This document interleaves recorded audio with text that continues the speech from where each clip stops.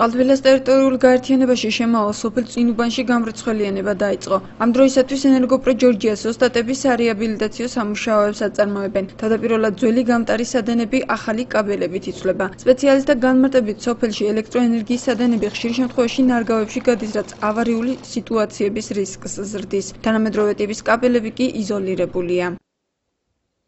პირველ რიგში ავარიები ნაკლებია, სად ღია და სად დახურული სადენი.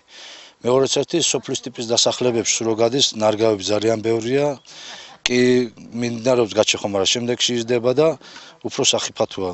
ას უფრო უხიფათოა, რა თქმა უნდა, დახურული ტიპის კაბელია და უფრო დაცულია მოსახლეობა. გამრიცხველიანება მიდის სოფელი წინუბნის, ვისაც წყალთბილის.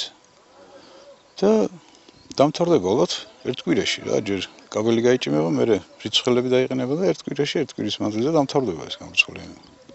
საერთო ჯამში სოფელ წინუბანში სადენები 6 კილომეტრ-ნახევარზე იცვლება. სარეაბილიტაციო სამუშაოები 2 დღეში დასრულდება, რის შემდეგაც ინდივიდუალური მრიცხველების დამონტაჟება დაიწყება. ენერგოპრო ჯორჯიას ახალციხე ადიგენის მომსახურების ცენტრის მენეჯერის განმარტებით წინუბანში სულ 140 აბონენტი გამრიცხველიანდება. ამ შემთხვევაში ვიმყოფებით სოფელ სომხურ წინუბანში, სადაც მიმდინარეობს 0,4 კილოვოლტის ხაზის რეაბილიტაცია. ხედავთ, ძველი გამტარი იხსნება და ახალი სიბკაბელების მონტაჟი მიმდინარეობს.